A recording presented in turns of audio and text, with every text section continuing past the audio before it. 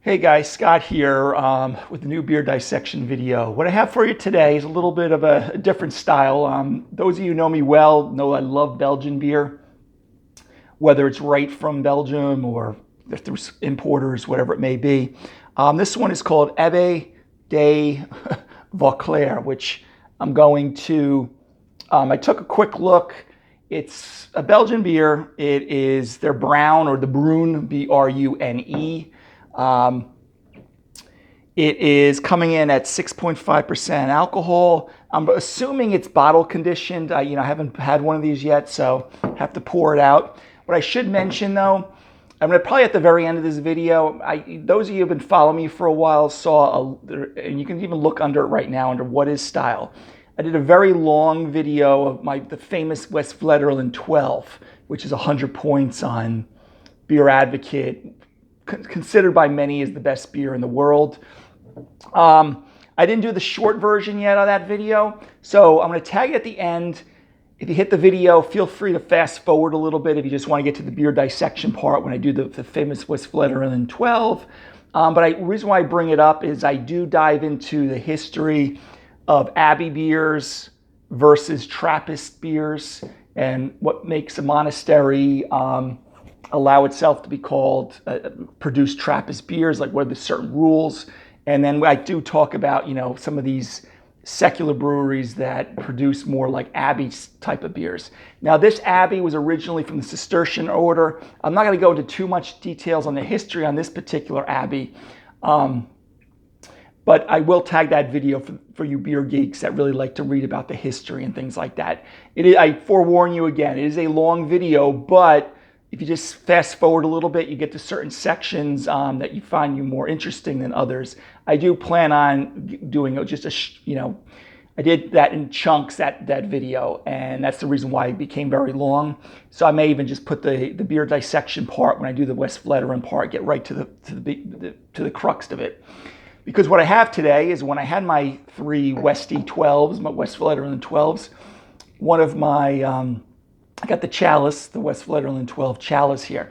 So even though this is not a Trappist beer, I do want to drink it in a chalice. It usually should have a pretty high amount of carbonation, and we'll see what it's all about. But this is the Brune. They do make blondes, and there's, again, I don't want to go down the wormhole of going through all the different styles of beer, Belgian beer, whether it's from Abbeys, or actual Trappist monasteries. Okay, so any other product of Belgium, so it is from Belgium, and that's it. Why I like Belgian beer a lot too, it pairs very well with food. A lot of times it is very highly carbonated, can cut through a lot of different things. And I just love the flavor profiles. A lot of times there's a lot of dark fruits, the browns or Belgian dark strongs, which is also a Belgian quad. So again, probably a little more than I thought I was going to do on this beer, at least the preamble of this video. But let's crack this bad boy open and take a look at it. All right. So again, I'm almost getting the dark fruit smell already. And I'm pouring it in my chalice. I only pull this chalice out for my Trappist beers, as well as any type of Abbey Belgian style like this. So let's take a look at this. Okay, very nice, familiar looking, light brown to beige kind of head. Looks like it's pretty well pronounced, about 1.5, we'll just say about 1.5 inches. Very nice looking though. It's kind of a light brown, beer.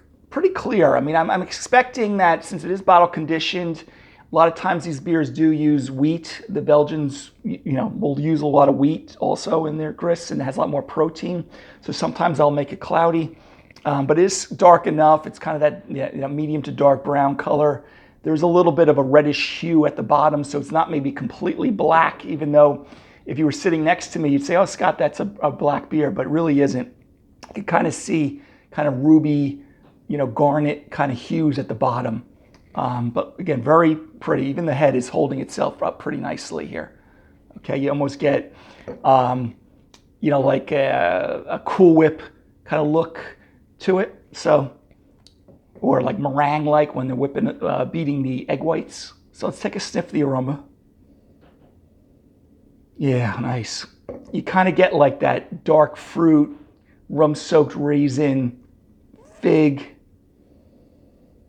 Okay, some Maillard reaction with kind of a, brown sugar molasses kind of smell. But again, it's that dark fruit, almost like you were smelling at Christmas time when they make a lot of the fruit cakes, the dark fruit cakes, which they kind of put like, I believe, some rum or brandy in there. You kind of got that, alcoholic smell to it, right? But pretty nice. Okay. Other things, really no hop character, that's jumping out. Hops in this type of beer is usually not that important. They're not going to be at the forefront. Usually the bitterness units on beers like this are sitting in that less than 10 range. Okay, so we're not expecting a bitter beer. But even in the 2-3 minutes I've been talking, still holding the head up here pretty nicely. So anyway, guys, cheers, prost, whatever you want me to say. Let's take a swig of this. Oh, very highly carbonated, which I expected. A lot of Belgian beers are, especially bottle conditioned ones, which I believe this one's bottle conditioned.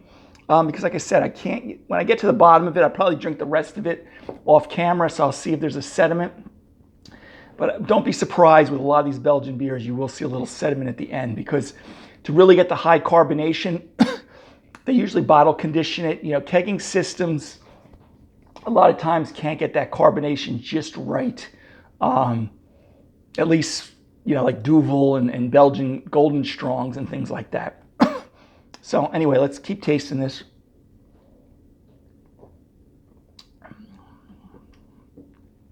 Not getting alcoholic warmth.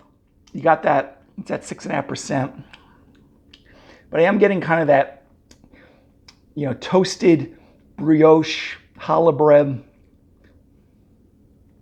Even like that brown sugar, like a kind of brown sugar, caramelized brown sugar on the aftertaste.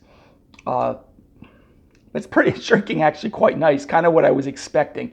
Not as good as some of the Trappist Belgian dark strongs or Belgian doubles, okay, which again, I go into a little bit of that in some of my videos. So if you do like that, I go, Belgian beers are really one of my favorites. So I do have a hankering to do longer videos on that. So check that one out again. Fast forward if you want to. Just get to those parts. You also get, again, it's dark fruit. Also, raisin, fig, even to like a prune, that's kind of fermented a little bit. It's kind of what you're getting.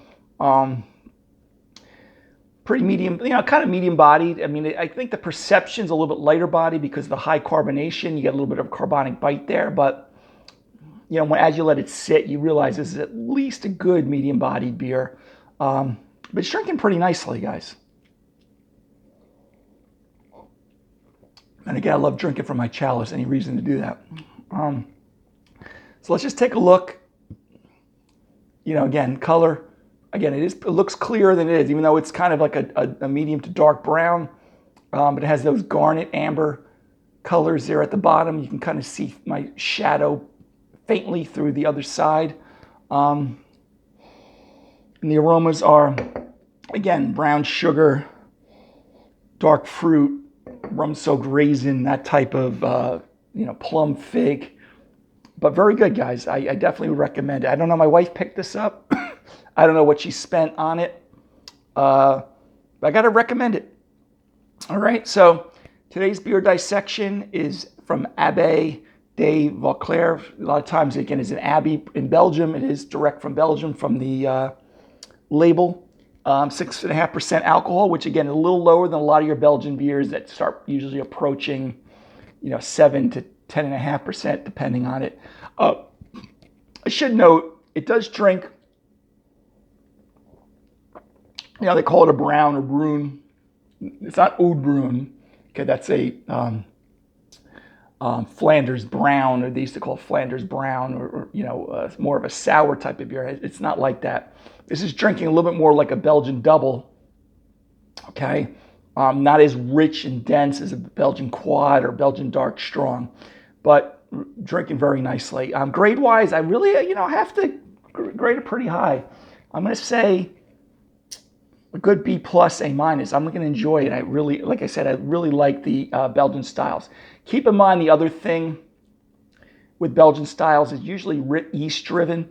One thing I did not mention, actually, I'm falling apart here. The bitterness was low. You get some of those esters, fruity esters, like again from the fig and the plum, raisin, okay, with the yeast from the Belgian style. So that's when I say it's kind of yeast driven, a lot of these beers that are Belgian style beers. But really good. If I was going to compare it to like Westmalle, Westvleteren doubles, or Rochefort, Chimay, all the other, name the other Trappist beers, I got to bring it down a little bit, but I'm not really, I think this is probably an everyday beer you see over in Belgium. So it's not coming from a Trappist brewery, it's coming from an Abbaye brewery, which doesn't mean that it's going to be poor. It's just the fact that it's just not quite there, but I would not turn this around. It's probably half the price too of those, get those Trappist beers. Again, the Chimays, the Westmalles, Westvleterens, Rochefort, things like that. Chimay. Anyway, guys, till the next beer dissection video, this was at Abbaye de Vauclair brown ale. Sorry about the phone ringing. Till next beer video, have a great day.